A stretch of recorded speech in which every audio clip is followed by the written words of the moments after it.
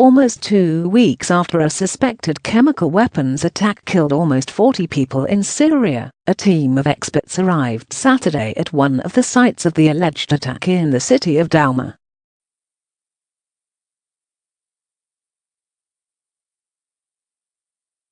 Early on April the 21st, a special OPCW, Organization for the Prohibition of Chemical Weapons, mission for finding traces of chemical weapons left for the city of Douma to the place of suspected use of toxic chemicals on April the 7th, said Russian Foreign Ministry spokeswoman Maria Zakharova, according to a report from the official Tass agency.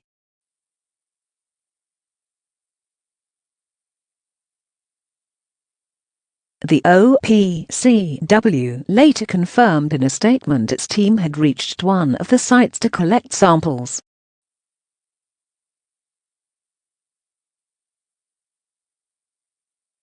The OPCW will evaluate the situation and consider future steps, including another possible visit to Douma, read the statement, adding that the samples would be sent to a lab in the Netherlands for testing.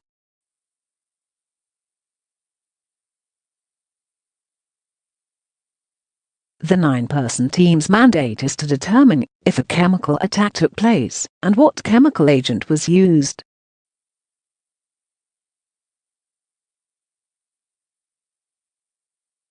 It cannot apportion blame. In Douma, the experts will have to gather biological samples from victims, both survivors and fatalities, as well as environmental evidence, said George Famini, a former U.S.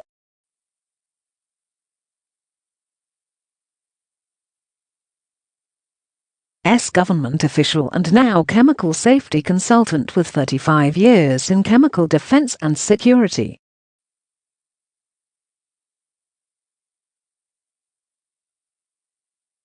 Gathering environmental evidence will be especially complicated, Famini said.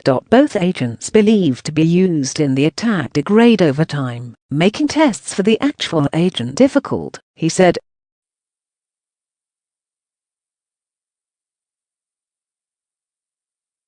The team had been waiting for a week to enter Douma, just a 6-mile drive northeast from where they were staying in the capital, because of what Russian and Syrian authorities said were security issues.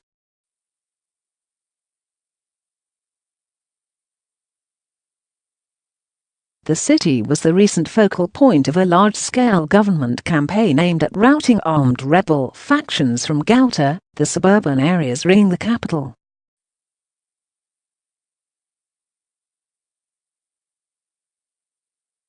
During the final phase of that assault, opposition activists and medical workers contend troops loyal to Syrian President Bashar Assad bombed 2 areas of Douma with chemical-filled barrel bombs, metal barrels packed with explosives and detritus, that the government has dropped off on rebel-held areas.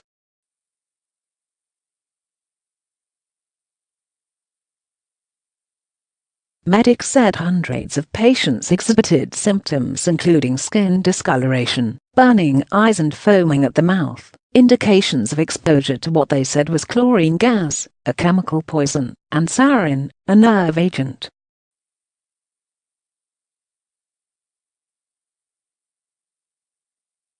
Both Syria and Russia, Assad's top international backer, dismissed the claims and invited the OPCW to investigate.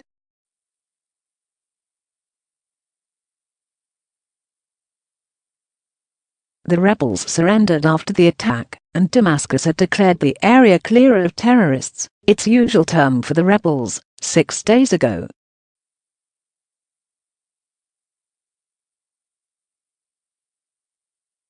Military police, numerous officials and even foreign journalists visited the area without incident.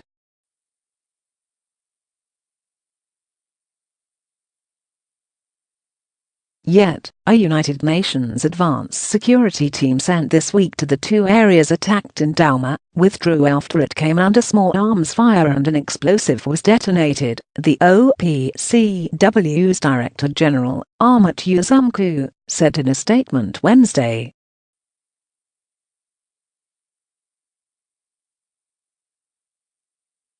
The OPCW's visit opens another chapter in the confrontation between Russia and Western nations long opposed to Assad's rule.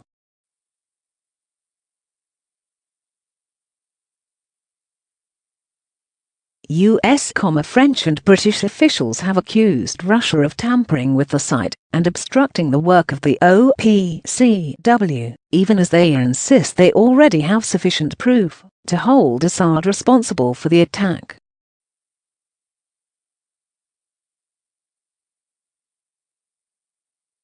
We appeal to Western colleagues to refrain from actions obstructing efforts to establish the truth regarding the provocation in eastern Ghouta, Zakharova said.